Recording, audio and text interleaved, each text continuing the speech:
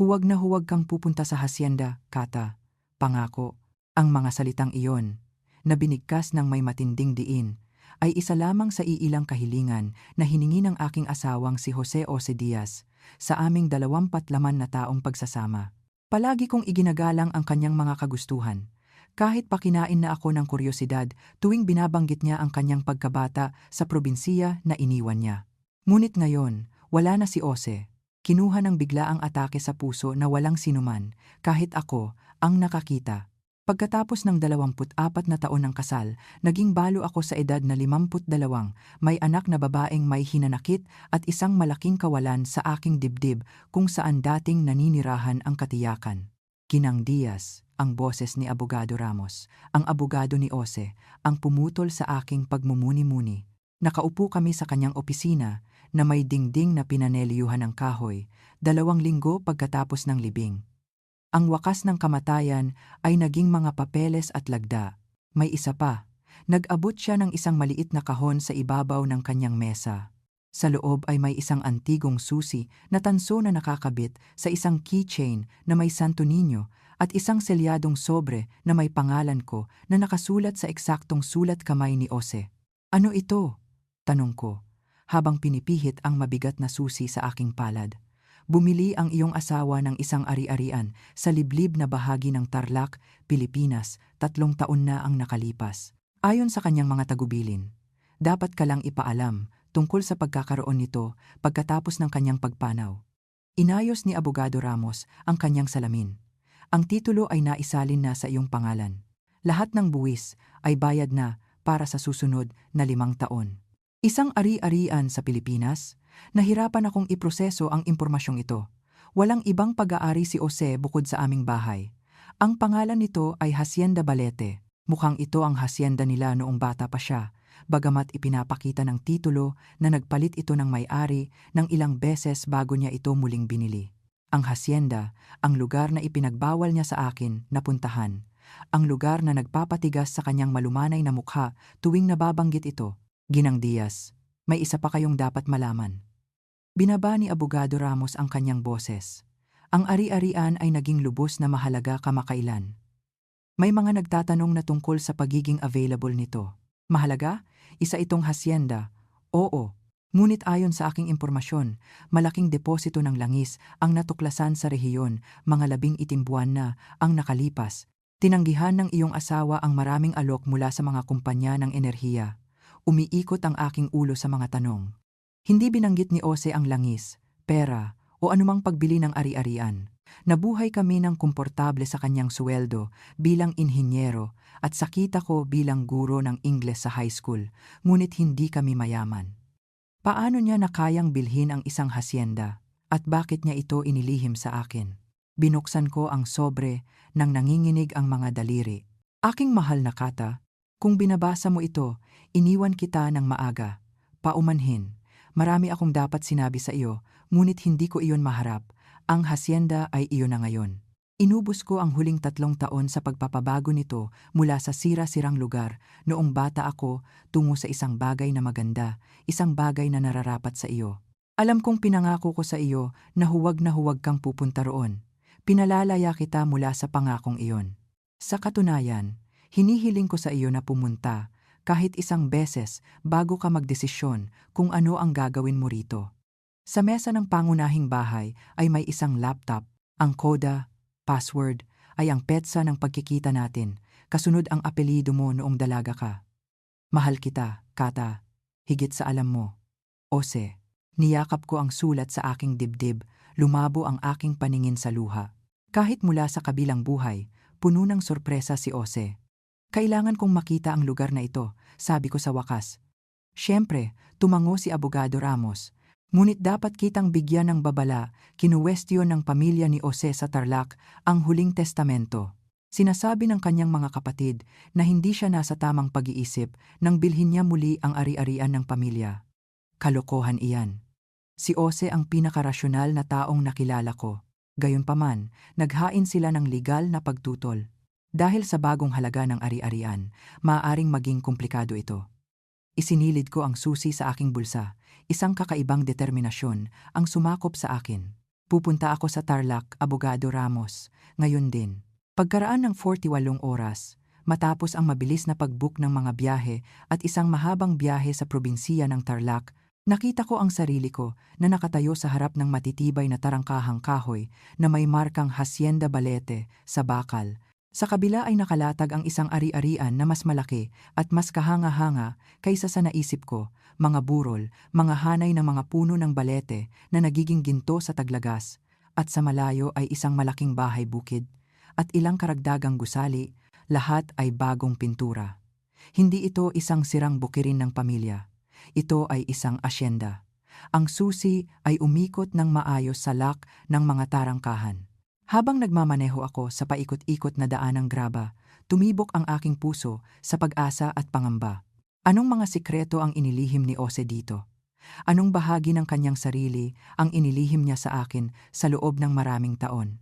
Ang bahay bukid ay isang nakamamanghang istruktura na 2 palapag na may malawak na beranda at malalaking bintana.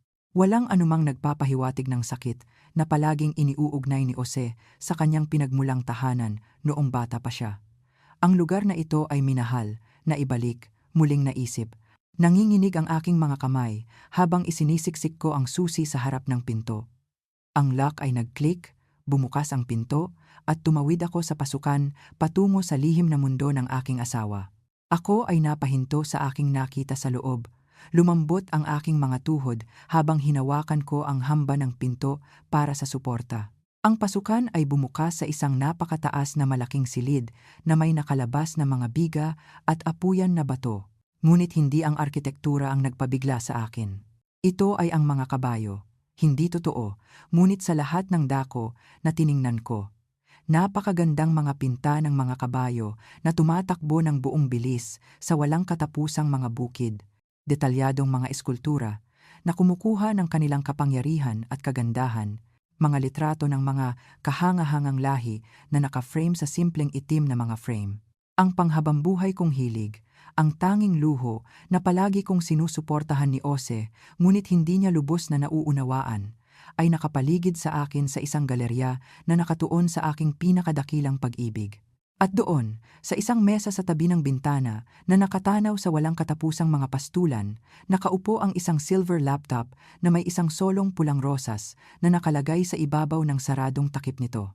Bago ako makagawa ng isa pang hakbang, ang pagkaluskos ng mga gulong sa graba ay nag-anunsyo ng isa pang pagdating. Sa harap ng bintana, pinanood ko ang isang itim na SUV na huminto sa likod ng aking kotseng inupahan. 3 lalaki ang lumabas, lahat ay may hindi mapagkakamalang katangian ng pamilya Diaz na dala ni Jose. Matatangkad, maitim ang buhok, malalakas ang panga. Ang magkakapatid na Diaz ay dumating, at mula sa kanilang malungkot na ekspresyon, hindi sila dumating upang salubungin ang balo sa Tarlac. Ang mga lalaki ay lumapit sa bahay nang may kumpiyansang hakbang, tulad ng mga taong naniniwala na sila ay nabibilang doon. Mabilis kong isinara at nilak ang harap ng pinto habang tumatakbo ang aking puso.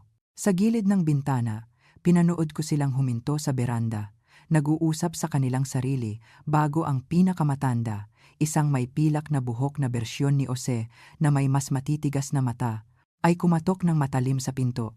Ginang Diaz, alam naming nasa loob kayo, dapat tayong mag-usap.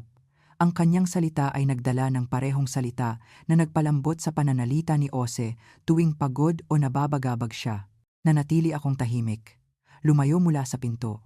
Ang babala ni Jose tungkol sa kanyang pamilya ay palaging malabo ngunit matindi. Ngayon, nahaharap sa kanilang hindi inaasahang pagdating, sinabi sa akin ng instinto na maging maingat. Ang pagkatok ay dumating muli, mas mapilit. Katarina, ako si Roberto Diaz, ang nakatatandang kapatid ni Jose. Ito ang aming mga kapatid, sina Alan at David. Nandito kami tungkol sa hacienda. Siyempre, nandito sila. Wala sila dito tungkol kay Jose o upang makilala ang asawang minahal ng kanilang kapatid sa loob ng 104 na taon. Nandito sila tungkol sa biglang mahalagang ari-arian. Tiningnan ko ang laptop sa mesa. Anumang mga sagot ang kailangan ko ay maaaring nandoon. Hindi sa mga estranghero sa beranda. Hindi pinansin ang lalong agresibong pagkatok, lumipat ako sa mesa, binuksan ang computer, at inilagay ang koda na Z05151998 Mitchell. Agad na nabuhay ang screen. Bumukas sa isang folder na may markang para kay Katarina. Sa loob ay daan-daang video files, bawat isa ay pinangalanan ng isang petsa, simula sa 2 linggo na ang nakalipas, ang araw pagkatapos ng kanyang libing, at umaabot ng 1 buong taon sa hinaharap. Nang nanginginig ang mga daliri, nag-click ako sa una. Ang mukha ni Ose ay pumuno sa screen. Hindi ang payat, maputlang bersyon mula sa huli niyang mga buwan, ngunit malusog, masigla, malinaw na nakunan ilang oras na ang nakalipas. Ngumiti siya ng direkta sa kamera, ang baluktot ng ngiti na palaging nagpapabilis sa aking puso. Kumusta, Kata? Kung pinapanood mo ito, wala na ako at pumunta ka sa hasyenda sa kabila ng aking mga taon ng pagpapangako sa iyo na huwag. Tumawa siya ng mahina. Dapat alam ko na hindi mo kayang labanan, lalo na pagkatapos sabihin sa iyo ni Ramos ang tungkol dito. Isang bukol ang nabuo sa aking lalamunan.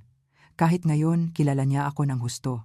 Gumawa ako ng video para sa bawat araw ng iyong unang taon nang wala ako. 1 taon ng pagkakasama ko sa iyo, habang nagluluksa ka. 1 taon ng pagpapaliwanag ng lahat ng dapat kong sinabi sa iyo, habang nabubuhay pa ako.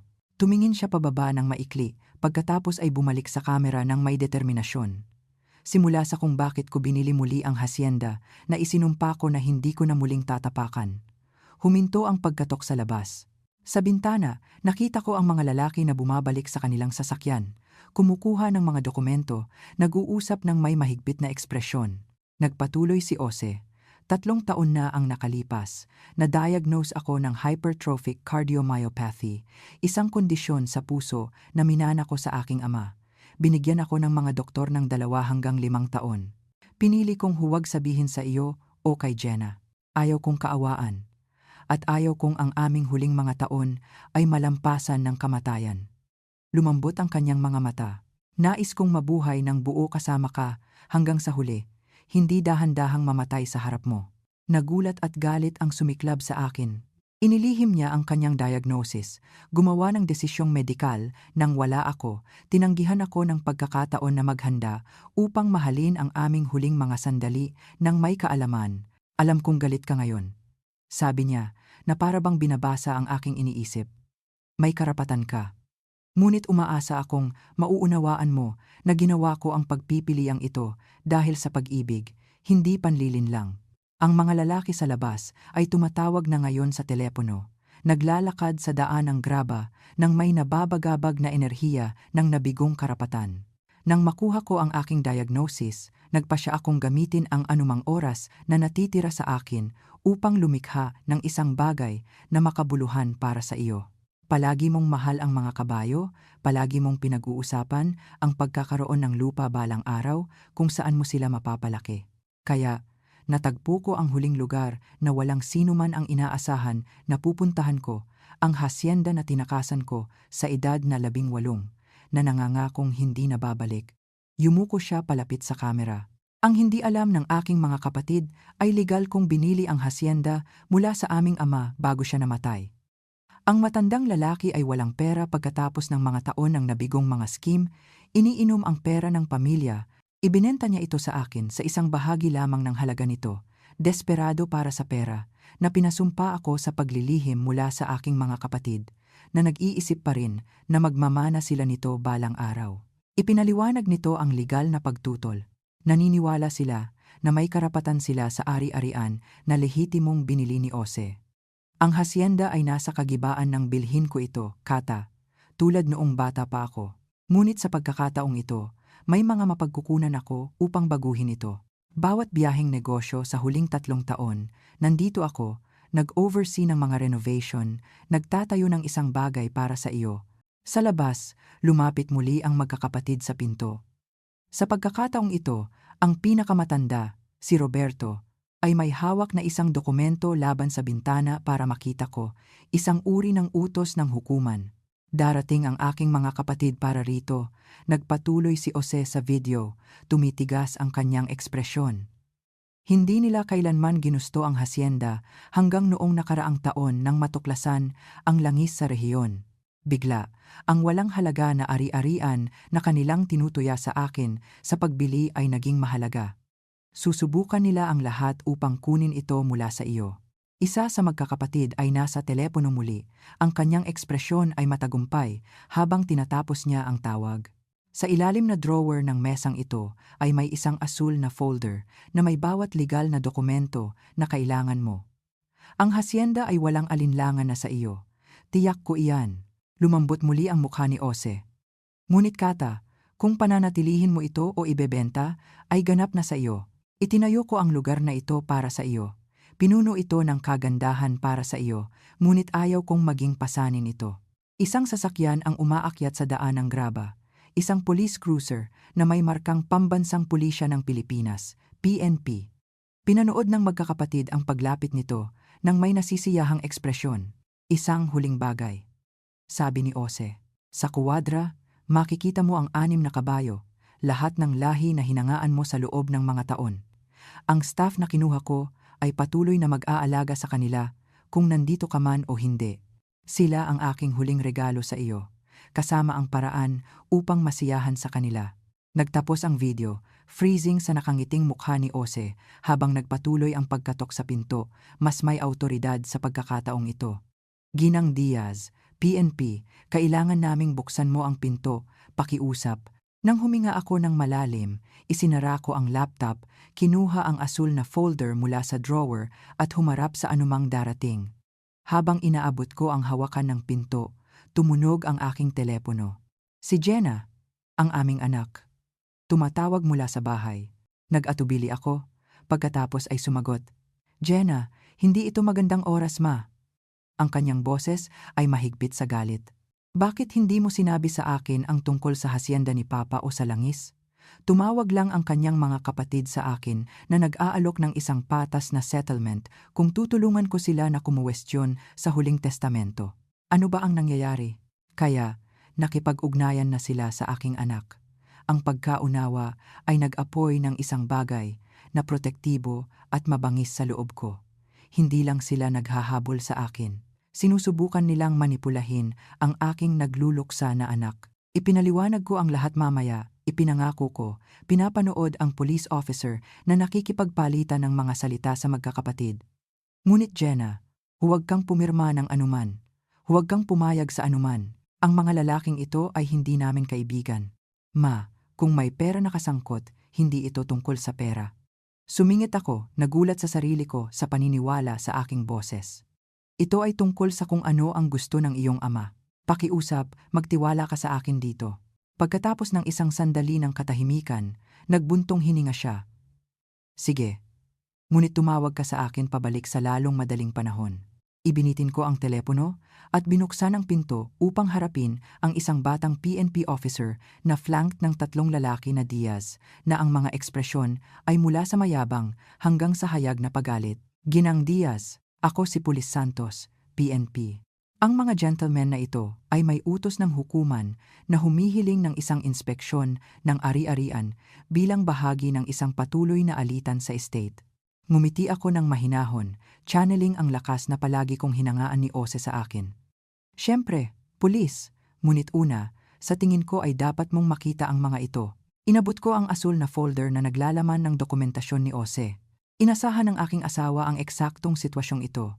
Ang pinakamatandang kapatid, si Roberto, ay humakbang pasulong ng may dismissive wave. Ang mga alitan sa ari-arian ng pamilya ay komplikado, pulis. Ang aking sister-in-law ay nauunawaan na emosyonal at nalilito.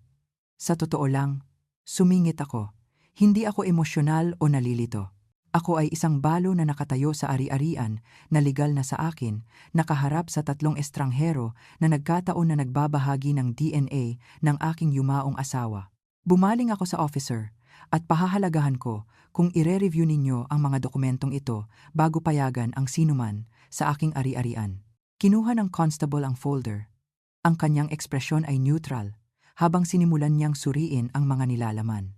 Ang magkakapatid na Diaz ay nagpalitan ng tingin. Ang kanilang kumpiyansa ay nakikitang humihina sa unang pagkakataon. Naisip ko ang video ni Ose, ang sikreto na inilihim niya upang iligtas ako at si Jenna sa hindi kinakailangang sakit. Ang kahanga-hangang regalo na nilikha niya sa kanyang huling mga taon. Anumang laro ang nilalaro ng kanyang mga kapatid, determinado akong huwag mawala ang huling tangible expression ng pag-ibig ng aking asawa nang walang laban. Tumingin ang constable mula sa mga dokumento. Nagbago ang kanyang ekspresyon. Ang mga ito ay tila maayos, Ginang Diaz, isang malinaw na deed transfer, maayos na notarized statements, kahit na certified bank records ng orihinal na pagbili. Bumaling siya sa magkakapatid. Mga gentlemen, wala akong nakikitang batayan para pilitin ang isang inspeksyon ngayon. Tila ito ay isang bagay para sa mga civil courts. Ang mukha ni Roberto ay namula sa galit. Kahiya-hiya ito. Walang karapatan ang babaeng iyon. Ang babaeng iyon, sumingit ako ng mahinahon, ay ang asawa ni Jose Diaz at mayroon akong lahat ng karapatan na narito. Habang nag-aatubili na umatras ang magkakapatid sa kanilang sasakyan, sinundan ng humihingi ng paumanhin na konstable, nakaramdam ako ng isang kakaibang pakiramdam ng parehong pagkawala at pagtuklas. Ang asawa na inakala kong lubos na kilala ko ay naglihim, ang ilan ay masakit, ang iba ay nakamamanghang maganda. Ngayon ay nahaharap ako sa isang pagpipilian. Umurong sa kaligtasan ng aking pamilyar na buhay o humakbang ng lubusan sa hindi inaasahang pamana na ito at sa labanan na kasama nito. Isinara ko ang pinto, bumalik sa mesa, at binuksan muli ang laptop. Ang video bukas ay naghihintay, at kasama nito ang mas maraming piraso ng lalaki na minahal ko at ngayon pa lang nagsisimulang lubos na maunawaan.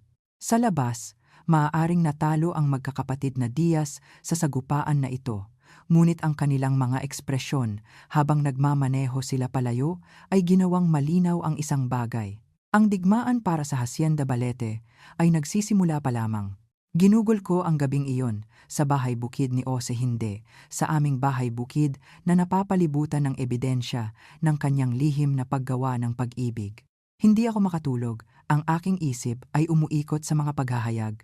Ang nakatagong sakit ni Ose, ang nabagong hacienda, ang determinasyon ng kanyang kapatid na angkinin ito, at ang daan-daang video messages na naghihintay sa akin sa laptop. Sa madaling araw, na-explore ko ang ari-arian ng maayos sa unang pagkakataon.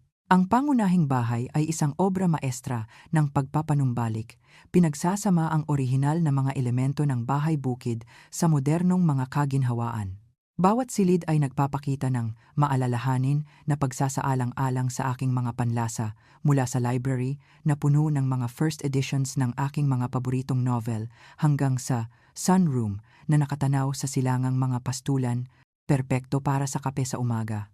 Ngunit ang kuwadra ang talagang nagpahinga sa aking hininga. Gaya ng ipinangako sa video ni Ose, 6 na kahanga-hangang kabayo ang sumasakop sa malinis na mga stalls.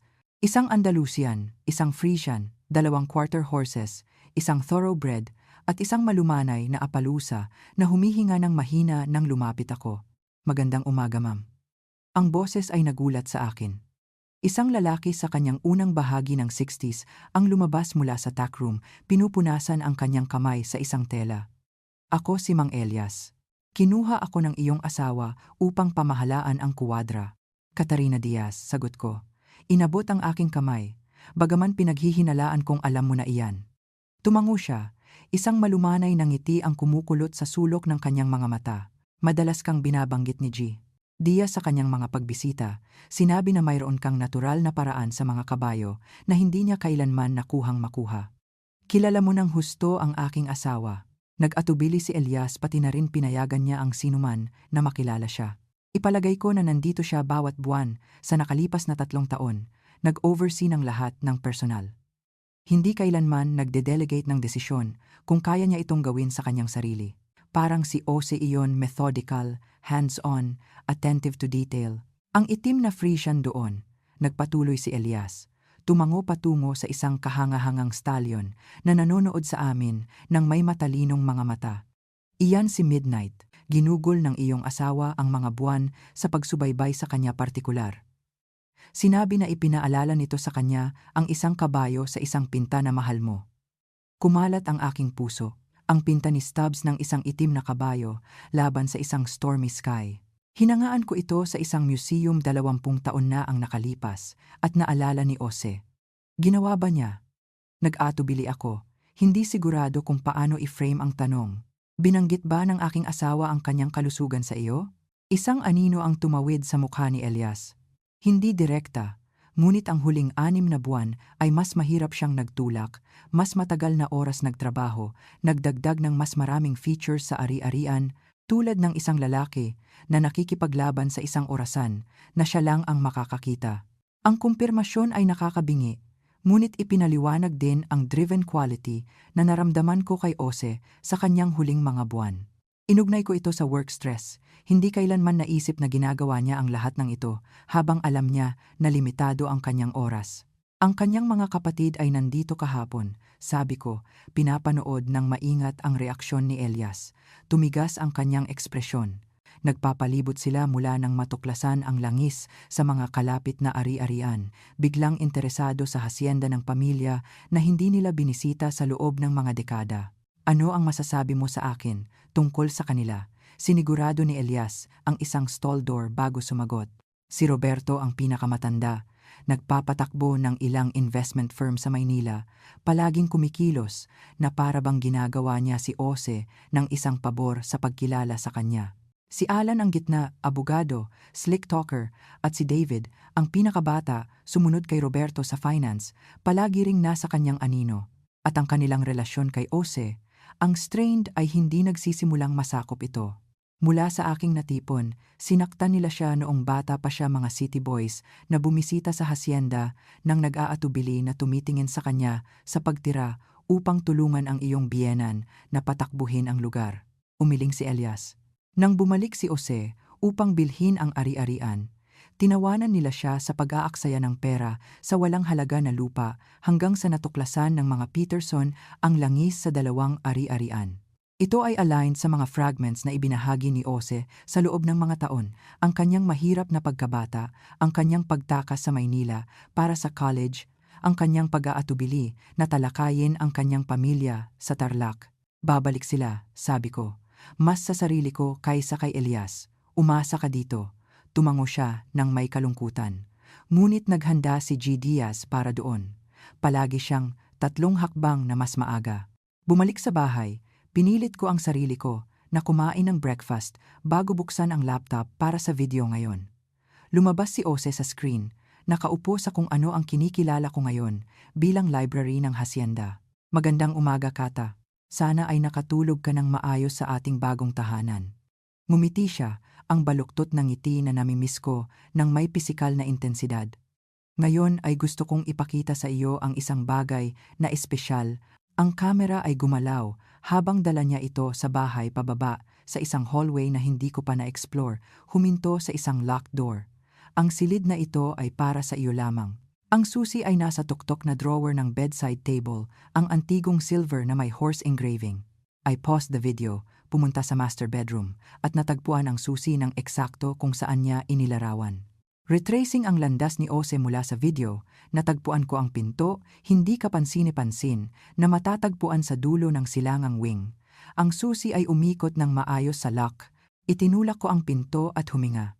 Isang ganap na equipped art studio ang pumuno sa malaking corner room, naligo sa perpektong northern light mula sa floor-to-ceiling windows.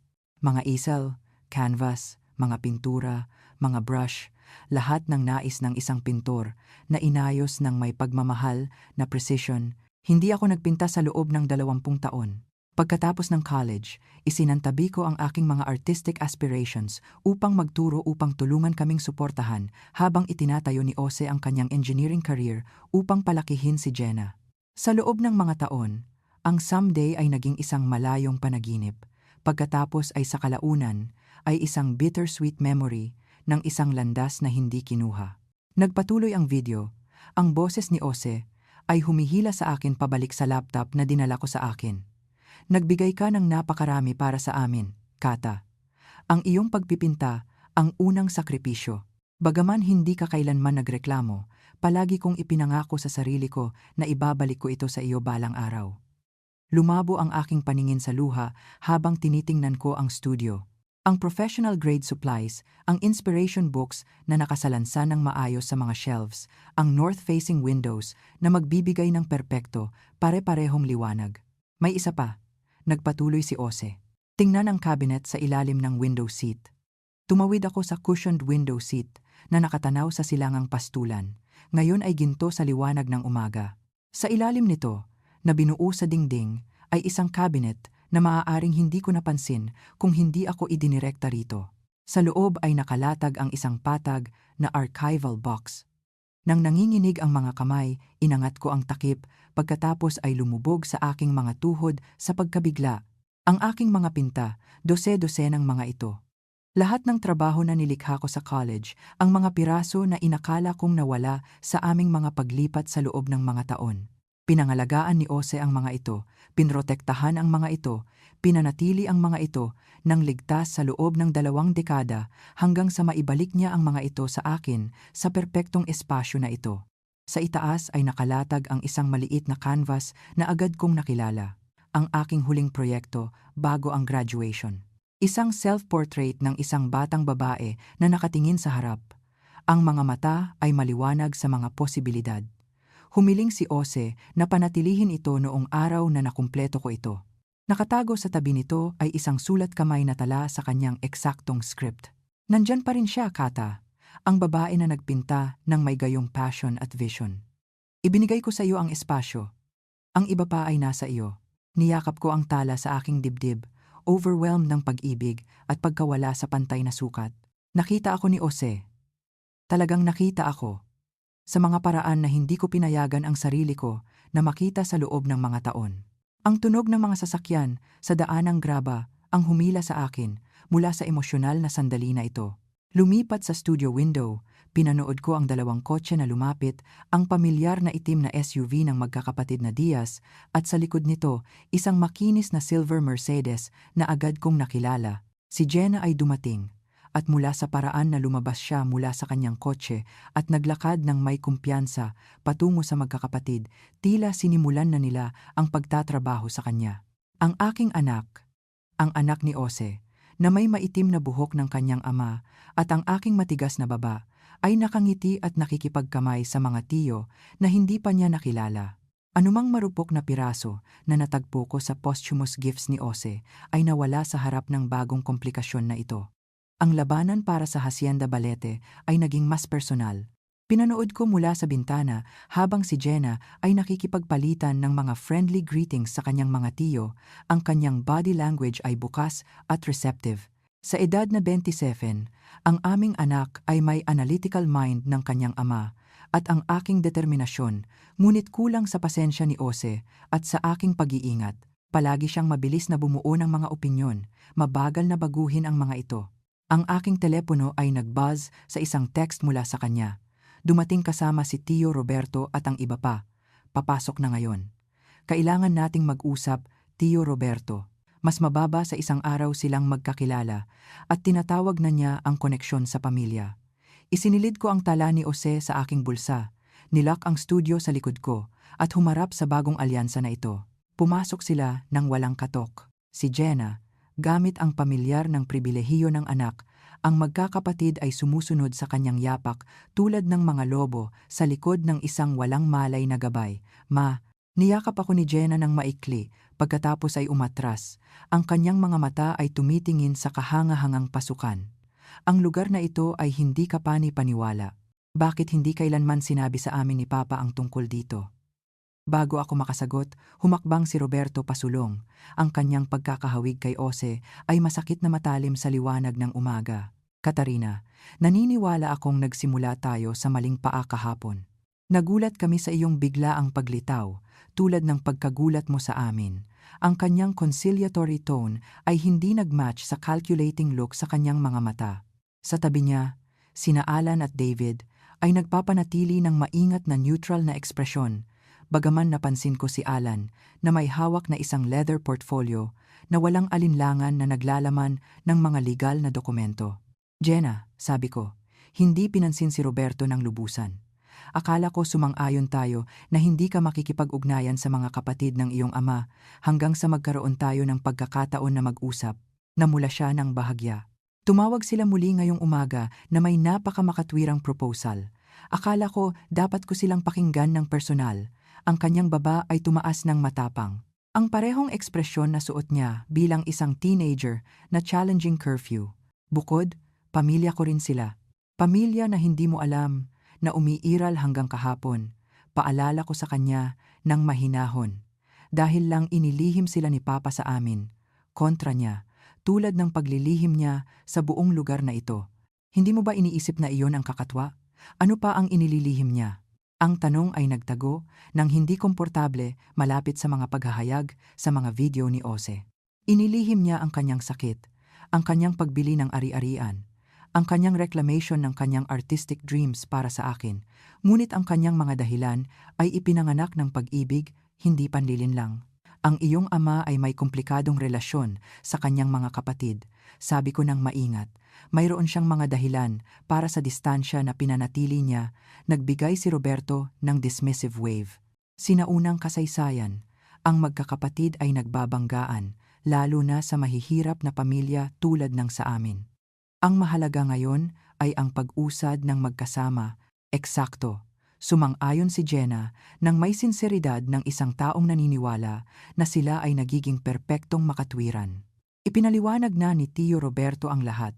Ang hasyenda na ito ay nasa pamilya Diaz sa loob ng mga henerasyon. Binili ito ni Papa mula kay Lola at Lolo Diaz, ngunit palagi itong nilayon na ibahagi sa mga kapatid sa kalaunan. Pinigilan ko ang isang buntong hininga.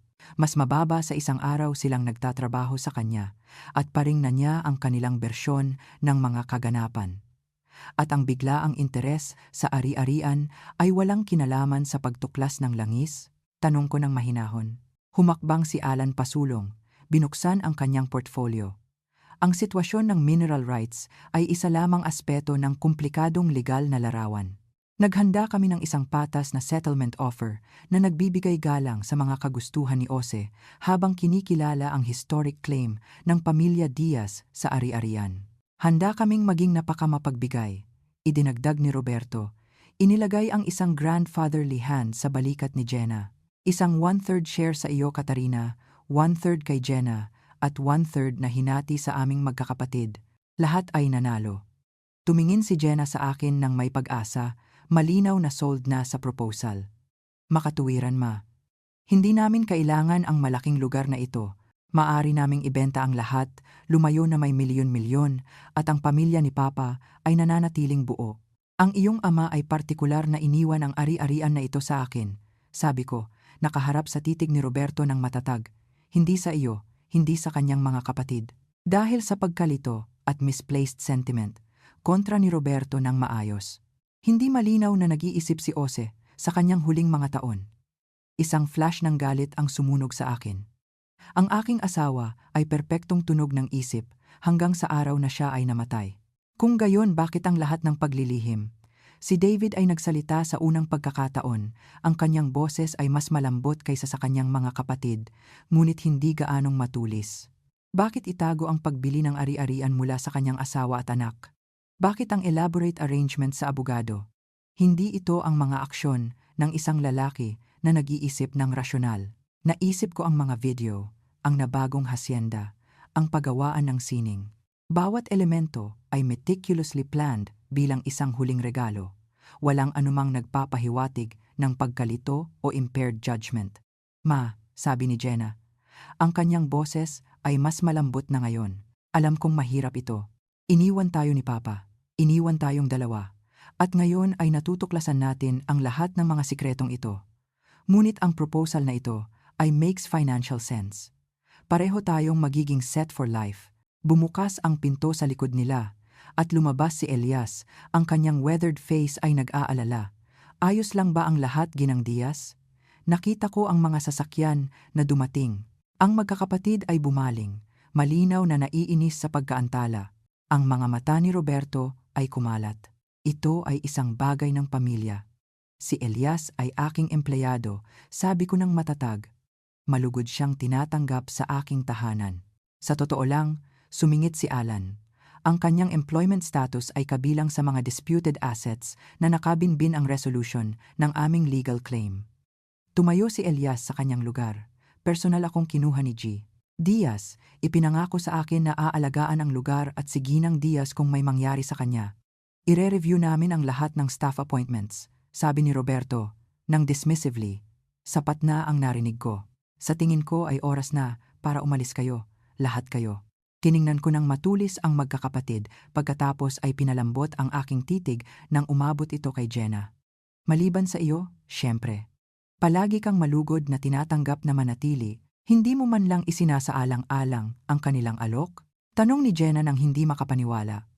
Ire-review ko ang anumang nakasulat na proposal kasama ang sarili kong abogado, sagot ko. Ngunit hindi ako pipilitin sa sarili kong tahanan. Ang mask ni Roberto ng conciliation ay nadulas na nagpapakita ng matigas na businessman sa ilalim. Ang ari-arian na ito ay nagkakahalaga ng tens of millions sa oil rights. Maaari nating gawin ito ng amicably o maaari nating gawin ang mga bagay na napakahirap. Banta ba iyan? Tanong ko nang may mas kalmado kaysa sa naramdaman ko. Isang reality check. Kinorekta niya. Ikaw ay isang guro na humaharap sa isang legal na labanan laban sa mga kalaban na may mas maraming resources. Maaaring may mabuting intensyon si Jose, ngunit inilagay kanya sa isang untenable position. Naisip ko ang asul na folder na may meticulous documentation nito. Ang mga video na nagpapakita ng malinaw na pagpaplano ni Jose, ang nabagong ari-arian na kumakatawan sa kanyang huling act of love. Naniniwala akong alam ng aking asawa kung ano ang eksaktong ginagawa niya, sabi ko ng tahimik. Ngayon, pakiusap, umalis na. Jenna, malugod kang tinatanggap na manatili para sa lunch kung gusto mo. Tumingin siya nang nag-aatubili, sumulyap sa pagitan ko at ng kanyang bagong natuklasan na mga tiyo. Sa tingin ko ay sasama ako sa kanila sa ngayon. Mayroon pa kaming dapat talakayin. Hinalikan niya ang aking pisngi ng mabilis. Pag-isipan mo ang alokma. Pakiusap. Pinanood ko silang umalis. Isang walang laman na pakiramdam ang lumalawak sa aking dibdib. Sa loob lamang ng 24 oras, ang aking anak ay hinila sa orbit ng mga lalaki na ginugol ni Jose ang kanyang buhay sa pag-iwas. Anumang sinasabi nila sa kanya ay gumagana. Nakita ko ito sa kanyang receptive posture, ang kanyang mabilis na pag-ampon ng kanilang pananaw. Naghintay si Elias hanggang sa nawala ang kanilang mga sasakyan sa daanang graba bago magsalita. Ginang Diaz, mayroon kayong dapat malaman. Isang bagay na hiniling ng iyong asawa na huwag kong banggitin maliban kung talagang kinakailangan. Bumaling ako sa kanya, mentally exhausted, ngunit pinilit ang sarili ko na mag-focus. Ano iyon? Ito ay tungkol sa tunay na lawak ng ari-arian at kung ano ang talagang nakatago dito. Nag-gesture siya patungo sa kuwadra. Dapat tayong maglakad. Ang ilang mga bagay ay hindi dapat talakayin sa loob ng bahay kung saan ang mga dingding ay maaaring may tainga. Habang sinundan ko siya sa buong yard, ang araw ng umaga ay nagpapaliwanag sa magandang hasyenda na nilikha ng aking asawa ng lihim. Anumang paghahayag ang naghihintay sa akin, sigurado ako sa isang bagay, inasahan ni Jose ang labanan na ito. Marahil kahit ang kahinaan ni Jenna sa manipulasyon ng kanyang kapatid, ang tanong ay kung inihanda niya ba ako ng sapat upang manalo sa isang labanan na hindi ko alam na darating. Inakay ako ni Elias sa mga pangunahing kuwadra patungo sa isang weathered barn na hindi ko pa na-explore. Hindi tulad ng malinis na nabagong mga istruktura sa natitirang bahagi ng ari-arian. Ang gusaling ito ay nagpapanatili ng orihinal na rustic character nito, sadyang hindi pinahusay upang lumitaw na hindi mahalaga. Ang iyong asawa ay isang maingat na tao, sabi ni Elias, naglabas ng isang lumang susi na bakal. Pagkatapos ng unang pagbisita ng kanyang kapatid noong nakaraang taon, naging mas maingat siya. Bumisita sila noon. Hindi kailanman binanggit iyan ni Jose. Tumango si Elias nang may kalungkutan. Nagpakita ng walang abiso nang makuha nila ang hangin ng pagtuklas ng langis sa mga kalapit na ari-arian. Nandito ang iyong asawa na nag-oversee ng konstruksyon ng paggawaan ng sining. Hindi nila siya nakilala sa una. Nagpatubo siya ng balbas sa kanyang treatment. Ang kaswal na pagbanggit ng treatment ni Jose ay nagpadala ng isang sariwang alon ng sakit sa akin. Habang nagtuturo ako ng walang kamalayan ng high school literature sa Maynila, ang aking asawa ay nandito na may sakit na gumagawa ng sanctuary na ito habang pinipigilan ang kanyang mapanukso na mga kapatid. Ano ang nangyari? Pinagmasdan niya sila mula sa malayo, pagkatapos ay umalis nang hindi inilalantad ang kanyang sarili. Nang gabing iyon, gumawa siya ng mga pagbabago sa mga plano ng ari-arian. Binuksan ni Elias ang pinto ng barn. Simula dito, Ang pinto ay bumukas upang ipakita ang isang ordinaryong barn interior, mga high bales, lumang farm equipment, mga dust mows na sumasayaw sa mga beams ng sikat ng araw na filtering sa pamamagitan ng mga gaps sa mga dingding. Kumilos si Elias ng may kumpiyansa sa likod na sulok, shifting ng ilang bales upang ilantad ang isang trapdoor na nakalagay sa dumi ng sahig. Ang iyong asawa ay nag-install ng pasukan na ito noong nakaraang taglamig. Akala ng mga worker ay nagtatayo sila ng isang root cellar. Hinila niya ang mabigat na pinto pataas na nagpapakita ng isang matibay na hagdang kahoy na bumababa sa dilim. Pagkatapos mo, Ginang Diaz, ang kuryosidad na overcoming ang pangamba, sinundan ko si Elias pababa sa hagdan. Sa ilalim, i-flip niya ang isang switch at ang mga ilaw ay kumislap na nagpapakita ng isang concrete tunnel na umaabot pasulong sa lupa. Ano ang lugar na ito? Tinawag ito ng iyong asawa na insurance. Tinatawag ko itong genius. Nag-gesture si Elias para sundan ko siya habang naglalakad siya sa tunnel. Akala ng magkakapatid na Diaz, alam nila ang buong lawak ng ari-arian at ang halaga nito. Hindi nila alam. Ang tunnel ay umaabot marahil 50 yards bago bumukas sa isang malaking concrete room na puno ng mga filing cabinet, isang mesa na may computer equipment at mga dingding na natatakban ng mga mapa at dokumento. Maligayang pagdating sa war room ni Jose, sabi ni Elias, isang pahiwatig ng pagmamalaki sa kanyang boses. Lahat ng kinolekta niya tungkol sa kanyang mga kapatid, ang kanilang mga business dealings at ang tunay na halaga ng Hacienda Balete. Lumipat ako sa pinakamalapit na dingding kung saan ang isang detalyadong survey map ay pinned na nagpapakita hindi lamang ng hacienda kundi pati na rin ang mga nakapalibot na ari-arian sa loob ng miles. Ang mga pulang markings ay nagpapahiwatig ng mga lokasyon ng deposito ng langis na may sulat kamay na mga tala tungkol sa lalim, kalidad at mga extraction challenges. Hindi ko naiintindihan, sabi ko, bumaling kay Elias. Alam ni Jose ang tungkol sa langis. Hindi sa una. Binili niya ang lugar na ito upang baguhin para sa iyo, dalisay at simple. Ngunit mga 11 buwan na ang nakalipas nang magpakita ng langis ang lupa ng Peterson, kumuha siya ng mga geologist upang isurvey ang balete ng lihim. Itinuro ni Elias ang mapa, nakakita sila ng isang bagay na hindi inaasahan. Ang pinakamalaking deposito ay wala sa ilalim ng silangang section kung saan nag-i-drill ang lahat. Nandito sa ilalim ng kanlurang mga acres na mukhang walang halaga. Mas maingat kung pinag-aralan ang mapa, na noting ang concentration ng mga pulang markings sa masungit, tila hindi magagamit na bahagi ng ari-arian na umaabot sa paanan, lupa, na hindi man lang binanggit ni Roberto sa kanyang iminungkahid na dibisyon.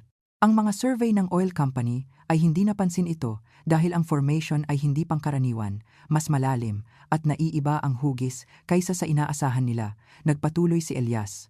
Na-verify ito ng iyong asawa sa 3 independent experts na pinasumpa sila sa paglilihim. Kaya, ang ari-arian ay mas mahalaga pa kaysa sa napagtanto ng kanyang mga kapatid, exponentially, ngunit hindi lang iyan. Lumipat si Elias sa isang filing cabinet, binawi ang isang makapal na folder. Idinokumento ni Jose ang mga dekada ng questionable business practices ng lahat ng 3 kapatid.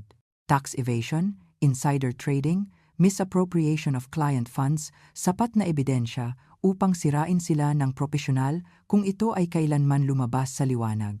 I leafed through the meticulous documentation. Kinikilala ang thorough approach ni Jose sa paglutas ng problema. Email printouts, financial records, sworn statements mula sa dating mga empleyado. Nakagawa siya ng isang airtight case laban sa kanyang mga kapatid. Bakit niya kokolektahin ang lahat ng proteksyong ito? Umupo si Elias sa mesa. Nag-gesture para kunin ko ang kabilang upuan. Alam niya na hahabuin nila ang hacienda kapag wala na siya. Gusto niyang magkaroon ka ng leverage. Naisip ko ang mayabang na kumpiyansa ni Roberto. Ang legal maneuvering ni Alan, ang kanilang mabilis na pagtatrabaho na ginawang laban sa akin si Jenna. Inasahan niya ang lahat. Hindi lahat, sabi ni Elias ng mahina. Hindi niya inaasahan na makukuha nila ang iyong anak ng napakabilis. Ang paalala ng pagtataksil ni Jenna ay nakakabingi. Minamanipula nila siya ng kalahating katotohanan at mga pangako ng kayamanan at naglalaro sa kanyang kalungkutan. Idinagdag ni Elias, na wala niya ang kanyang ama. Bigla, nag-aalok sila ng isang koneksyon sa kanya sa pamamagitan ng pinagsamang dugo at kasaysayan. Malakas na draw para sa isang batang babae na nagluluksa sa kanyang ama. Tama siya. Si Jenna ay palaging daddy's girl, nagbabahagi ng analytical mind ni Ose at pag-ibig sa mga puzzle. Ang kanyang pagkamatay ay nag-iwan sa kanya ng adrift, vulnerable sa sinuman na nag-aalok ng koneksyon sa kanya. Ano ang gagawin ko ngayon? Tanong ko sa sarili ko. Iyon ay depende sa kung ano ang gusto mo, sagot ni Elias. Maari mong ibenta ang lahat ari-arian, oil rights, ang buong package, at lumayo na mayaman, ngunit marahil ay magpakailanman na estranged mula sa iyong anak. Maari mong labanan ang magkakapatid ng legal gamit ang leverage na ito na maaaring manalo sa labanan, ngunit palalain ang mga sugat ng pamilya. O ano? Maaari mong gawin ang palaging ginagawa ng iyong asawa. Mag-isip ng 3 hakbang na mas maaga at hanapin ang landas na walang sinuman ang umaasa. Isinasaalang-alang ko ito habang patuloy kong sinusuri ang war room. Sa mesa ay nakaupo ang isang framed photograph na hindi ko pa nakita, si Ose bilang isang teenager, nakatayo ng may pagmamalaki sa tabi ng isang kahangaang chestnut horse. Ang kanyang mukha ay maliwanag sa isang inosenteng kagalakan na bihirang nakita ko sa lalaki na pinakasalan ko. Iyan si Phoenix, sabi ni Elias, napansin ang aking focus sa litrato. Ang kabayo ng iyong asawa, noong bata pa siya, tanging maliwanag na lugar sa kanyang pagkabata dito mula sa sinabi niya sa akin. Ibinenta ng kanyang kapatid ang hayop nang wala si Ose sa paaralan upang saktan lang siya. Tila, isa pang piraso ng puzzle ang nag-click sa lugar. Ang suporta ni Ose sa aking pag-ibig para sa mga kabayo sa kabila ng walang personal na interes sa kanila. Ang 6 na kahangahangang hayop sa kuwadra ay hindi lamang isang regalo. Sila ang kanyang reclamation ng isang bagay na mahalaga na ninakaw ng kanyang mga kapatid mula sa kanya. Kinuha ko ang litrato, isang plano ang nagsisimulang mabuo sa aking isip. Elias, gumagana ba ang laptop na may mga video ni Ose dito? Tumango siya. Mayroong isang secure Wi-Fi network sa buong ari-arian, tiniyak iyan ng iyong asawa. Mabuti. Kailangan kong panoorin ang susunod na ilang video ng mas maaga sa schedule. Pagkatapos ay kailangan kong ayusin mo ang isang pulong para sa akin. Kanino? Una, ang aking anak, nag-iisa, malayo sa kanyang mga tiyo, pagkatapos ay ang aking abogado, at sa wakas, tiningnan ko ang dingding ng ebidensya na pinagsama ni Ose laban sa kanyang mga kapatid. Sa tingin ko ay gusto kong makipag-usap sa mga oil company representatives na nag-aalok sa ari-arian. Ngumiti si Elias sa unang pagkakataon mula nang pumasok kami sa nakatagong bunker. Nagpaplano ka ng isang bagay na aaprubahan ng iyong asawa. Nagpaplano ako ng isang bagay na karapat-dapat sa lalaki na minahal ako ng sapat upang likhain ang lahat ng ito. Kinorekta ko, isang bagong determinasyon ang nagpatatag sa aking boses. At kakailanganin ko ang iyong tulong. Anumang kailangan mo, ipinangako ni Elias. Iniligtas ng iyong asawa ang aking buhay, minsan mga taon na. Ang nakalipas binigyan ako ng trabahong ito nang walang ibang tao ang magbibigay ng pagkakataon sa isang dating bilanggo na sinusubukan muling itayo ang kanyang buhay. May utang ako sa kanya ng lahat, at sa pamamagitan ng extension, may utang ako sa iyo. Ito ay isa pang bahagi ni Ose na hindi ko alam. Ang kanyang tahimik na pagkabukas palad ay umaabot lampas sa aming pamilya, nagbabago ng buhay na hindi ko kailanman narinig. Habang umalis kami sa bunker, maingat na itinago muli ang pasukan. Nakaramdam ako ng isang kakaibang pakiramdam ng koneksyon sa aking yumaong asawa, hindi ang kalungkutan na nagdomina sa nakaraang mga linggo, ngunit isang partnership na sa paanuman ay nagpatuloy lampas sa kamatayan. Iniwan niya ako hindi lamang isang ari-arian at material security, ngunit mga tool at kaalaman upang i-forge ang sarili kong landas pasulong. Ang magkakapatid na Diaz ay naniniwala na humaharap sila sa isang walang muwang na balo na wala sa kanyang lalim. Wala silang ideya kung ano ang darating. Sa loob ng susunod na 48 oras, bahagya akong natulog, fueled sa halip ng determinasyon at ang lumalaking kalinawan ng aking plano. Pinanood ko ang 1 linggong halaga ng mga video ni Ose sa isang gabi. Bawat isa ay nagpapakita ng higit pa sa kanyang strategy at ang lalim ng kanyang foresight. Susubukan nilang hatiin at talunin. Binalaan niya sa isang recording na para bang nakikipag-usap ng direkta sa aking kasalukuyang sitwasyon. Si Roberto ang magiging friendly face, si Alan ang legal threat, si David ang silent observer, at ita-target nila si Jenna. Siya ang kanilang pinakamadaling landas sa destabilizing ng iyong posisyon. Sa isa pang video, naglakad siya sa kanlurang seksyon ng ari-arian, ang sinasabing walang halaga na mga acres na sadyang hindi kasama ng kanyang mga kapatid mula sa kanilang proposal. Ang lupa na ito ay mukhang walang anuman, Kata. Scrubby hills, rocky terrain, difficult access. Iyan ang dahilan kung bakit ito perpekto. Walang sinuman ang tumitingin nang malapit sa kung ano ang lumilitaw na walang halaga. Gamit ang mga insight ni Ose at ang sarili kong lumalaking pag-unawa sa kung ano ang hinarap ko, nag-ayos ako na makipagkita kay Jenna sa isang maliit na cafe sa pinakamalapit na bayan, 20 meters mula sa Hacienda Neutral Territory. Malayo sa parehong impluensya ng magkakapatid na Diaz at ang emosyonal na pool ng maingat na ginawang sanctuary ni Ose. Dumating siya ng 15 minuto huli, defensive posture na nasa lugar na bago pa man siya umupo. Hindi ako maaaring magtagal. Dadalhin ako ni Tio Roberto upang makilala ang abogado ng pamilya ngayong hapon. Tio Roberto, inulit ko ng mahinahon. Nagiging malapit ka na sa loob ng 3 araw. Namula siya. Wala silang ginawa kundi maging mabait at welcoming, na higit pa sa masasabi ko para sa iyo. Tinatrato mo sila tulad ng mga kaaway, sa halip na pamilya ni Papa. Sumipsip ako ng aking kape. Pinipili ang aking susunod na mga salita ng maingat. Naaalala mo ba ang art history course na kinuha mo noong sophomore year? Ang propesor na nag-usap tungkol sa perspective kung paano ang kinatatayuan mo ay ganap na nagbabago sa kung ano ang nakikita mo. Ano ang kinalaman niyan sa anuman? Narinig mo lang ang kanilang perspective sa sitwasyong ito. Hinihiling ko sa iyo na isaalang-alang na maaaring may isa pang pananaw. Ang sa iyong ama, patay na si Papa. Sabi niya nang walang alinlangan. Ang sakit ay kumikislap sa kanyang mga tampok at malinaw na hindi siya nagtiwala sa aming dalawa ng sapat upang sabihin sa amin ang tungkol sa lugar na ito habang buhay pa siya. Inabot ko ang aking bag at binawi ang isang tablet. Sa totoo lang, may iniwan siya para sa aming dalawa. Ano iyan? Gumawa si Ose ng mga video, Jenna. Daan-daan sa kanila. Mga message upang gabayan ako. Kami pagkatapos niya. Ibinigay ko ang tablet upang harapin siya. Queuing up ang tiyak na video na nilabel ni Ose para kay Jenna kapag kailangan niya ito. Namutla ang kanyang mukha. Gumawa siya ng mga video. Alam niya na mamamatay siya, sabi ko ng mahina. Sa wakas ay ibinabahagi ang katotohanan. Na-diagnose siya 3 taon na ang nakalipas ng hypertrophic cardiomyopathy. Pinili niyang huwag sabihin sa amin. Gusto niyang iligtas kami sa panonood sa kanyang pagtanggi.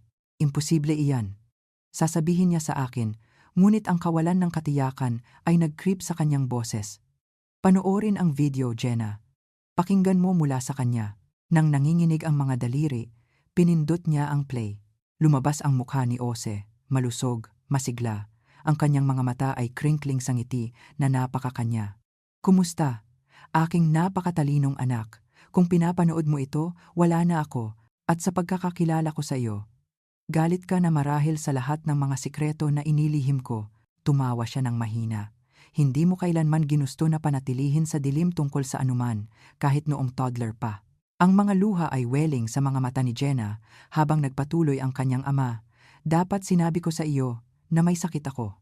Dapat binigyan kita ng oras upang maghanda, upang itanong ang lahat ng mga tanong na iyon na napakahusay mong itanong. Ngunit nagpakasarili ako. Gusto ko ang aming huling mga taon na magkasama ay maging normal, hindi malampasan ng aking diagnosis. Sana, balang araw, ay mapatawad mo ako sa pagpipiliang iyon. Nag-shift si Ose, yumuko palapit sa kamera. Ngunit may iba pa kayong dapat malaman. Isang bagay tungkol sa aking mga kapatid na hindi ko kailanman ibinahagi sa iyo. Ang aming arrangement ay hindi ilang maliit na away ng pamilya. Jenna, Inimbesal nila ang aking bahagi ng estate ng aming ama noong 2000 ako. Ginamit ang aking pangalan sa fraudulent documents habang wala ako sa college nang matuklasan ko ito at nagbanta na i-expose sila. Nagbanta silang implicate ako bilang isang willing participant. Ang kamay ni Jenna ay nag-cover sa kanyang bibig. Ang kanyang mga mata ay hindi kailanman umalis sa screen. Umalis ako sa Tarlac. Binago ng bahagya ang aking pangalan mula sa Jose Jun hanggang Jose Ose at nagsimulang muli sa Maynila. Nakilala ang iyong ina, nagtayo ng isang buhay, pinalaki ka, higit pa iyon sa sapat. Ang kanyang ekspresyon ay tumigas. Ngunit ang aking mga kapatid ay hindi kailanman nagbago. Anumang sinasabi nila sa iyo ngayon, tandaan ito. Gusto nila ang kontrol sa ari-arian ng pamilya sa loob ng mga dekada, hindi dahil sa sentiment, ngunit purong kasakiman, at gagamitin nila ang sinuman, kasama ang aking anak, upang makuha ito. Nagtapos ang video, freezing sa nag-aalala na mukha ni Ose.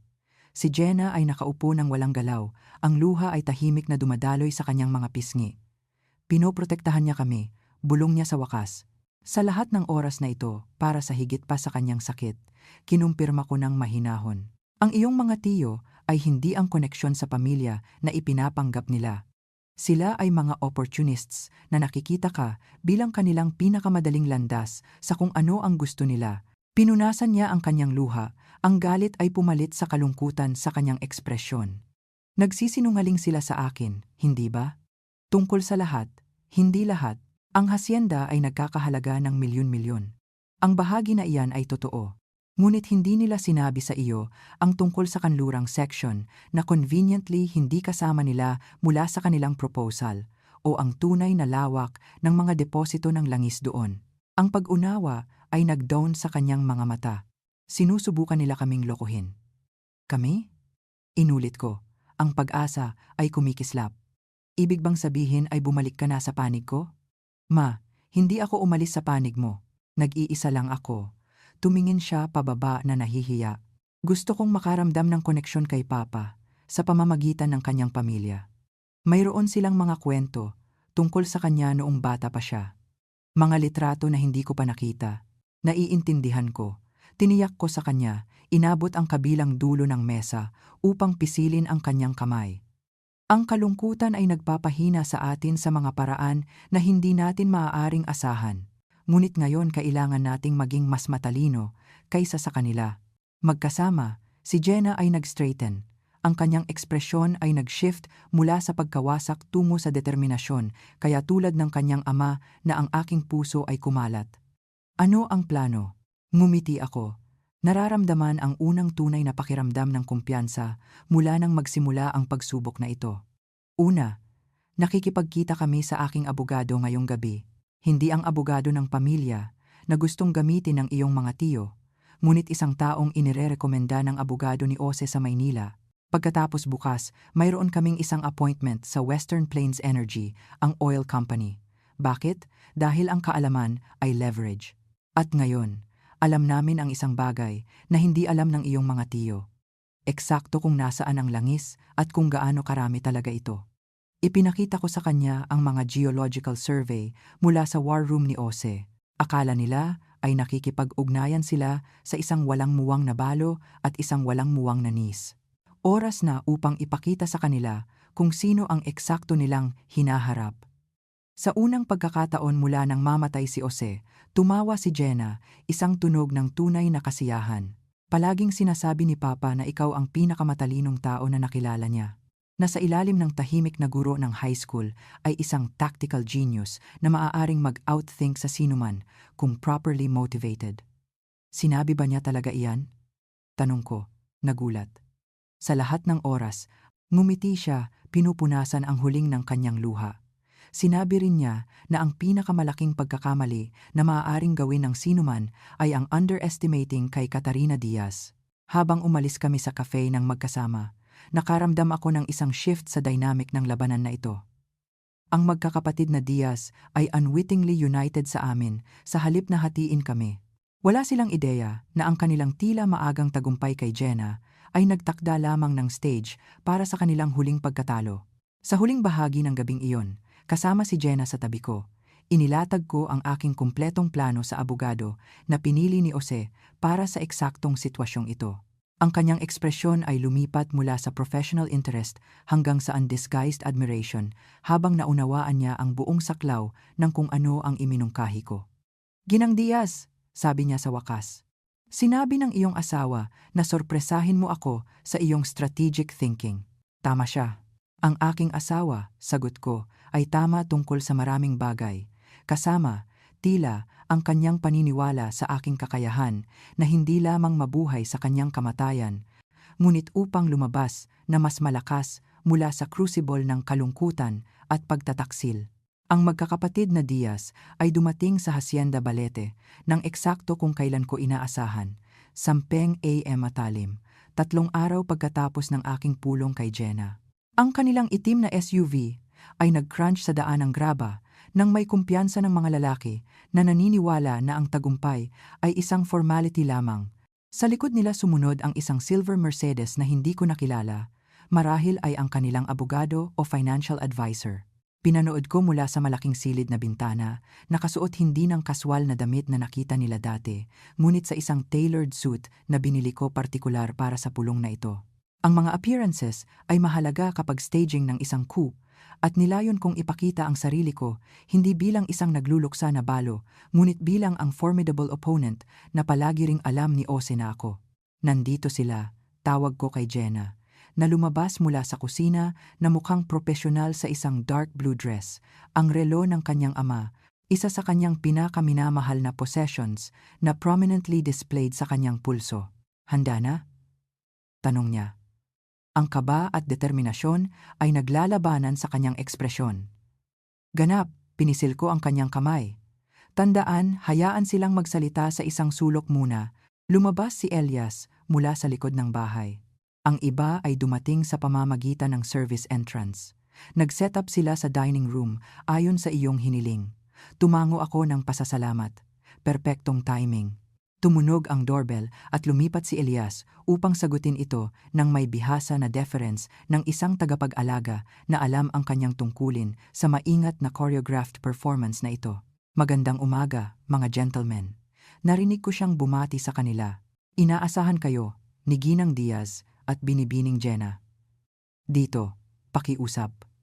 Pumasok sila nang may madaling karapatan ng mga lalaki na sanay na kontrolin ang mga silid. Si Roberto ang nanguna na sinundan ni Alan sa kanyang palaging naroroon na legal portfolio at si David na nagdadala sa likuran. Sa likod nila ay naglakad ang isang silver-haired man sa isang mamahaling suit na nag-radiate ng corporate authority. "Katarina." Tumango si Roberto, ang kanyang ngiti ay hindi umabot sa kanyang mga mata. "Pinahahalagahan namin ang iyong pagsang-ayon sa pulong na ito. Ito si Harrison Wells, CEO ng Northern Extraction. Akala namin ay maaaring maging produktibo na magkaroon ng isang industry expert na sumali sa aming talakayan tungkol sa potensyal ng ari-arian. Kaya, nagdala sila ng isang oil executive upang takutin ako ng technical jargon at market valuations. Mahuhulaan. Napakamaalalahanin." Sagot ko ng kaaya-aya. "Inihanda ko ang dining room para sa aming pulong. Puwede na ba?"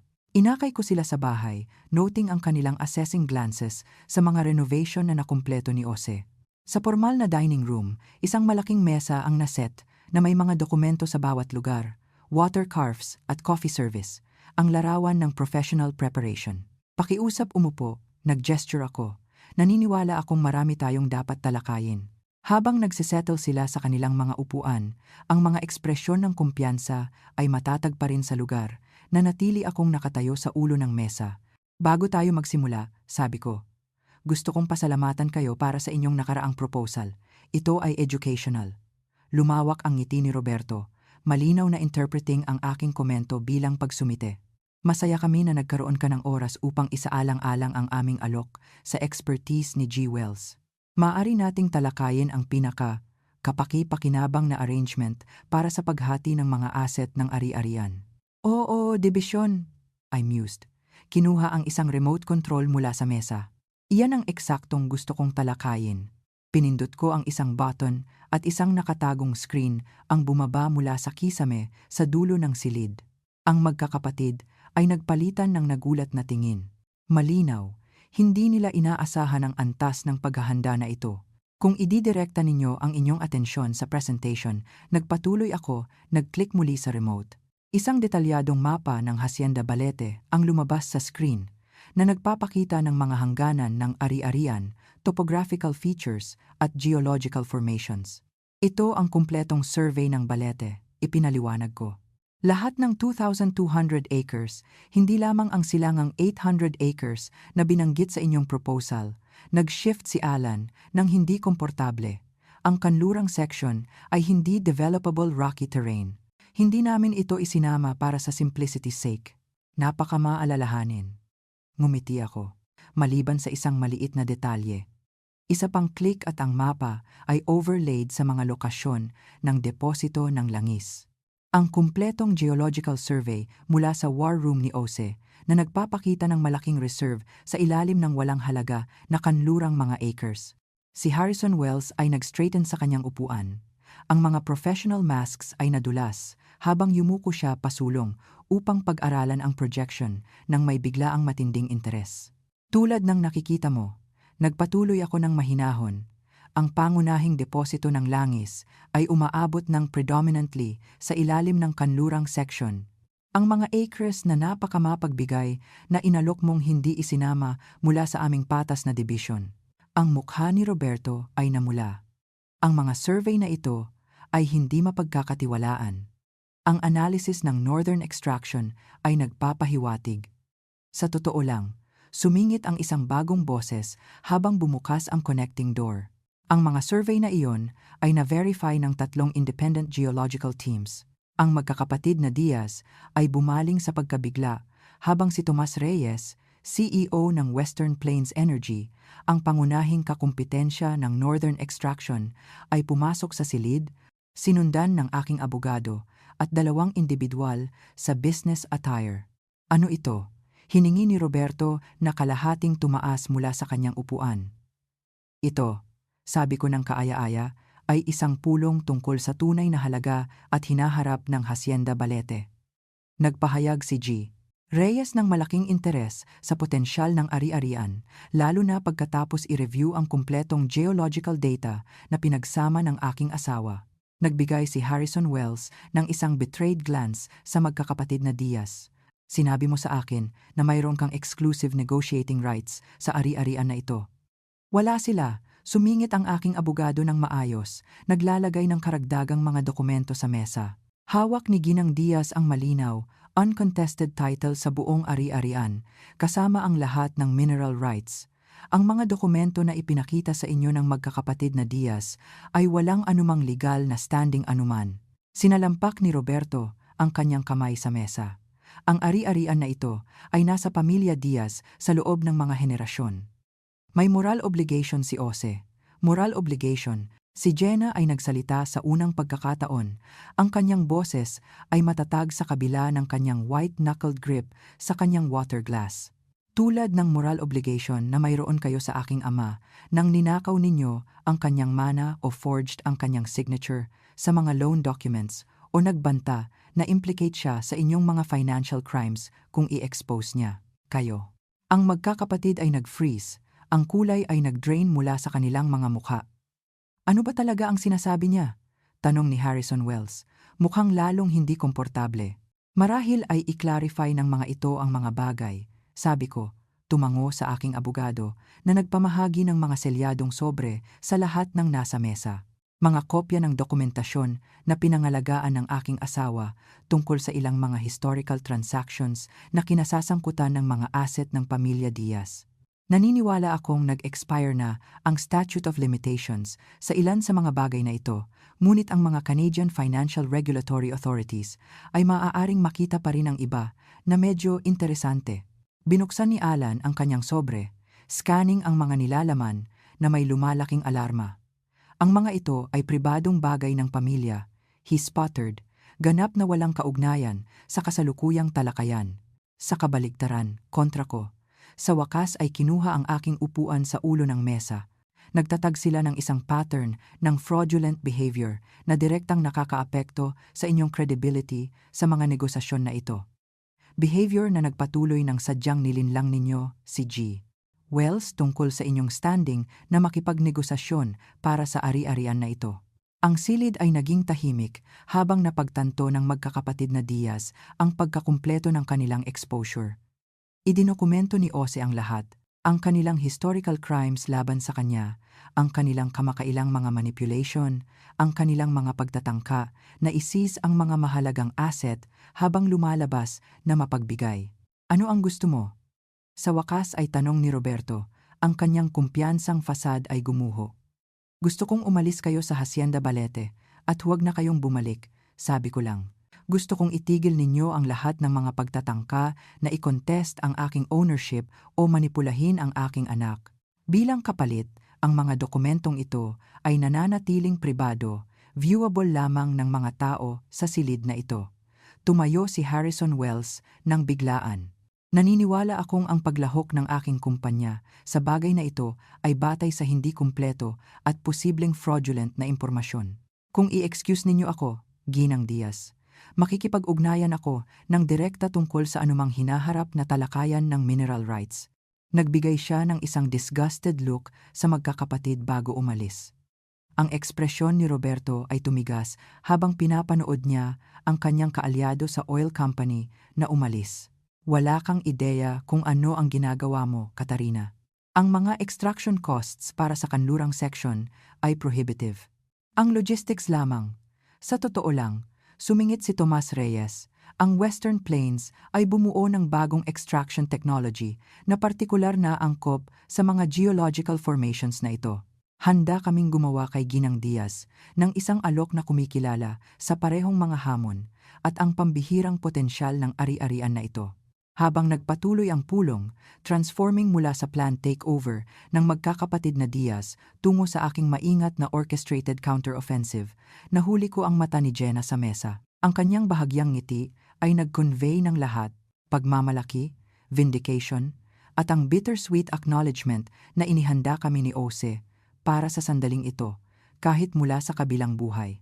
Sa oras na umalis ang magkakapatid na Diaz, 2 oras mamaya, natalo, exposed at legally bound ng settlement agreement na inihanda ng maaga ng aking abogado, ang hinaharap ng Hacienda Balete ay nasecure ng eksakto tulad ng nakita ni Ose, hindi hinati sa mga sakim na kamag-anak, hindi ibinebenta sa pinakamataas na bidder, ngunit napanatili bilang isang legacy para sa pamilya na pinili niya at minahal, sina Jenna at ako.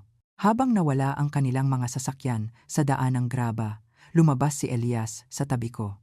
Magiging proud ang iyong asawa, sabi niya, nang mahina, outmaneuvered mo sila ng eksakto, tulad ng paniniwala niya na gagawin mo. Pinanood ko ang alikabok na nagsettle sa daan ng graba, isang kakaibang pinaghalong emosyon ang nagwash sa akin. Triumph na may bahid ng kalungkutan, lakas na lumalabas mula sa kahinaan. Hindi pa kami tapos, sagot ko. Iniisip ang mga video na naghihintay pa rin sa laptop ni Ose, ang hinaharap na umaabot sa harap namin. Ito ay ang unang labanan lamang. Ngunit ito ay isang labanan na tiyak naming napanalunan gamit ang mga sandata na meticulously prepared ni Ose at ang lakas na palagi niyang nakikita sa akin kahit na hindi ko ito makita sa sarili ko. Ang mga linggo pagkatapos ng pagkatalo ng magkakapatid na Diaz ay lumipas sa isang blur ng mga praktikal na bagay. Legal na mga dokumento na nagtatapos sa aming settlement agreement, mga pulong sa Western Plains Energy upang istructure ang isang mutually beneficial extraction arrangement at maingat na inventory ng lahat ng nilikha ni Ose sa Hacienda Balete. Nanatili si Jenna sa akin sa lahat ng ito. Ang kanyang unang resentment tungkol sa mga sikreto ng kanyang ama ay nag-transform sa pagpapahalaga para sa kanyang foresight. Nagtatag kami ng isang routine ng panonood ng kanyang araw-araw na mga video ng magkasama tuwing umaga. Pareho kaming nakakahanap ng ginhawa at gabay sa kanyang posthumous presence. May ideya ka ba? Tanong ni Jenna isang gabi habang nakaupo kami sa porch na nanonood sa paglubog ng araw sa likod ng kanlurang mga burol na naglalaman ng aming bagong natuklasan na kayamanan. Anumang hinalaman lang na may sakit si Papa o nagpaplano ng lahat ng ito? Isinasaalang-alang ko ang tanong ng maingat, searching ang aking mga alaala para sa mga missed signals. Mayroong maliliit na bagay na makatuwiran sa retrospect. Ang kanyang pagigiit sa pag-update ng aming mga huling testamento, 3 taon na ang nakalipas. Ang paraan na minsan ay titingnan niya kami sa hapunan, halos memorizing ang aming mga mukha. Ang kanyang biglaang interes sa pagkuha ng mga litrato ng ordinaryong mga sandali. Akala ko ay dumadaan lang siya sa isang midlife appreciation phase, sabi ni Jenna, nakangiti ng malungkot. Sa isang paraan, siya ay hindi lang para sa mga dahilan na inakala namin. Sumipsip ako ng aking tsaa na naaalala ang pinakamalaking pagbabago ay kung paano niya itinigil ang pagpapaliban ng mga bagay. Ang iyong ama ay palaging isang someday person tungkol sa personal na mga bagay. Balang araw ay maglalakbay kami sa Europa. Balang araw ay matututunan niyang maglayag. Balang araw ay ire-renovate namin ang kusina. Pagkatapos bigla siyang nagsimulang gumawa ng mga bagay sa halip na pag-usapan ang mga ito. Tulad ng pagbili ng lugar na ito, tumango si Jenna. Lumilikha ng isang bagay na pangmatagalan. Eksakto, inugnay ko ito sa kanya na sa wakas ay nakakaramdam ng financially secure upang mag-indulge ng ilang mga panaginip. Umiling ako, coming to terms pa rin sa magnitude ng kung ano ang inilihim niya. Hindi ko kailanman naisip na nakikipaglaban siya sa oras, lumilikha ng isang legacy dahil alam niya na hindi siya narito upang makita itong mature. Ang mga Western Plains Energy representatives ay nagulat nang inilatag ko ang aking mga kondisyon para sa kanilang pag-access sa langis sa ilalim ng aming ari-arian. Sa halip na ibenta ang mga mineral rights ng lubusan para sa isang lump sum tulad ng ginawa ng karamihan sa mga may-ari ng lupa, iginiit ko ang isang structured arrangement na prioritized ang environmental protection, gumamit ng sustainable extraction methods, at nagtatag ng isang malaking trust para sa restoration pagkatapos maubos ang langis. Ginang Diaz, ang kanilang lead negotiator, ay nagsabi, ang mga term na ito ay lubos na hindi pangkaraniwan sa industry. Kung gayon marahil ang industry ay nangangailangan ng mas hindi pangkaraniwan na mga term, sagot ko. Channeling ang tahimik na kumpiyansa ni Ose. Ang langis ay nandiyan sa loob ng milyon-milyong taon. Maaari itong manatili doon hanggang sa sumang-ayon tayo sa responsible methods upang bawiin ito. Sa aking pagtataka, si Tomas Reyes, ang CEO, ay naintriga sa halip na deterred ng aking approach. Binanggit ng iyong asawa na ikaw ay isang environmental science major bago lumipat sa literature, he'd noted.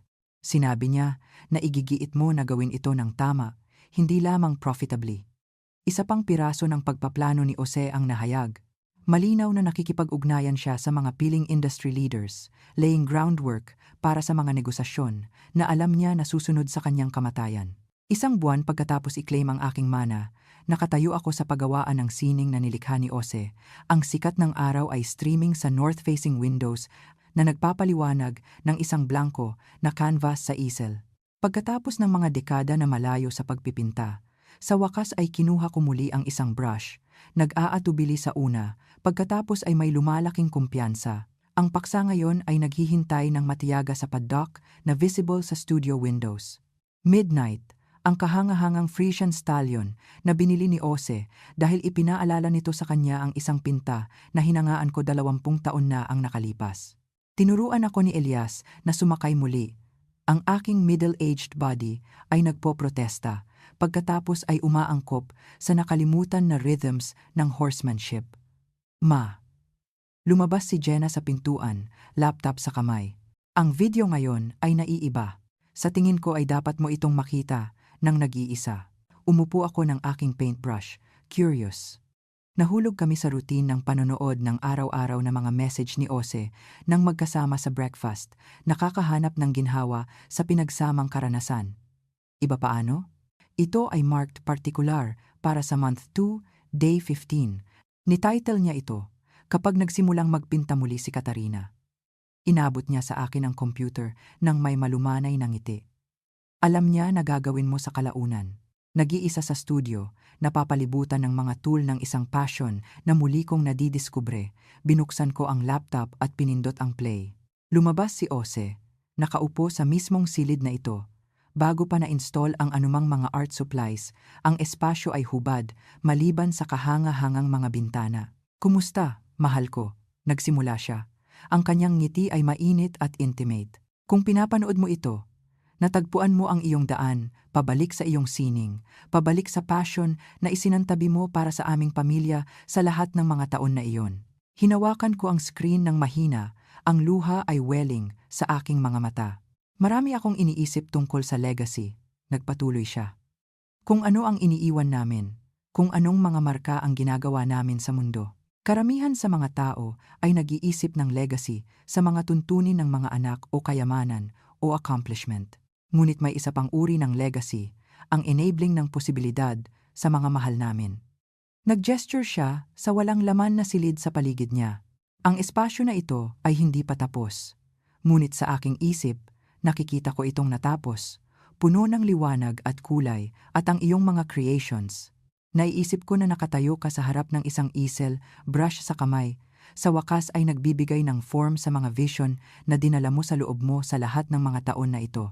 Tiningnan ko ang kalahating tapos na portrait ni Midnight sa aking easel, struck ng kung gaano kalapit ito aligned sa imahinasyon ni Ose. I-structure ko ang lahat upang bigyan ka ng kalayaan, Kata. Nagpatuloy siya. Financial security sa pamamagitan ng oil rights, proteksyon mula sa interference ng aking kapatid, isang magandang espasyo upang lumikha. Ngunit kung ano ang gagawin mo sa kalayaan na iyon, iyan ang iyong legacy na itatayo, hindi sa akin na i-dictate. Yumuko siya palapit sa kamera, ang kanyang ekspresyon ay matindi.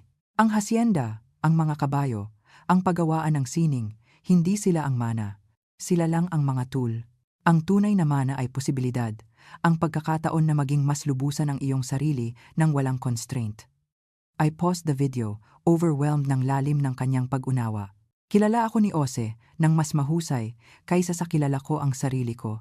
Nakita ang dormant artist na buhay pa rin sa loob ng praktikal na guro at devoted mother na naging ako.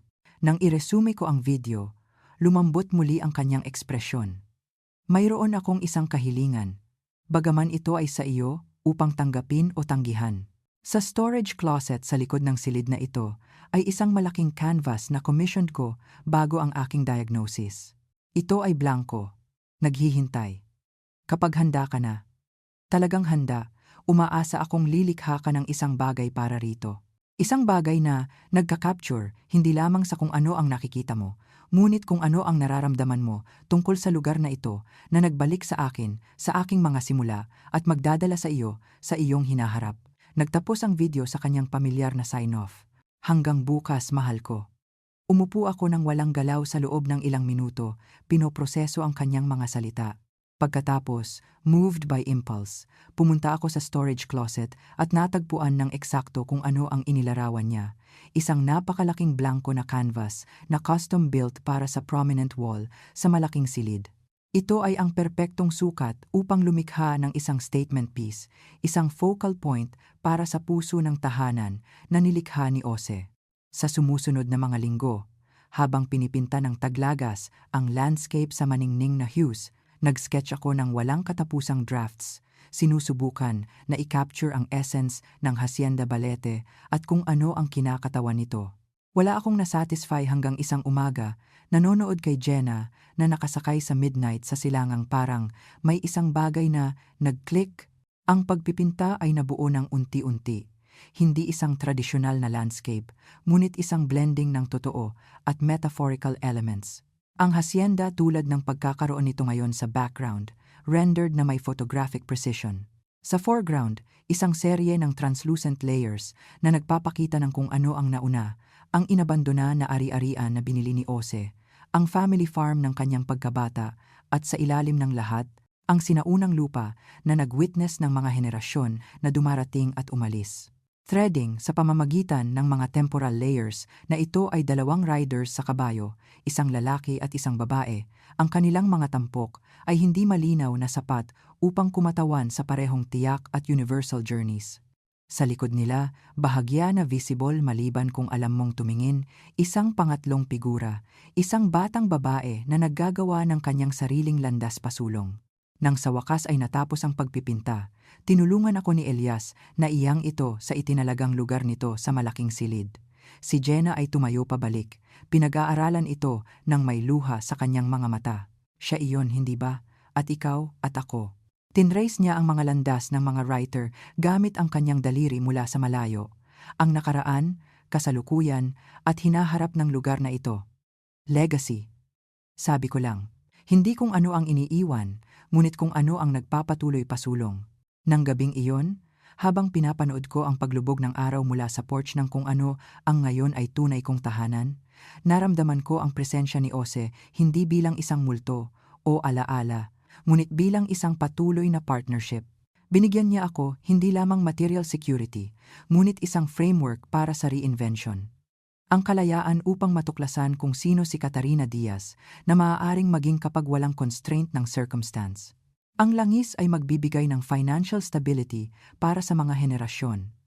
Ang hacienda ay mag-evolve ayon sa aming stewardship at ipagpapatuloy ko ang paglikha ng sining sa studio na dinisenyo ng aking asawa.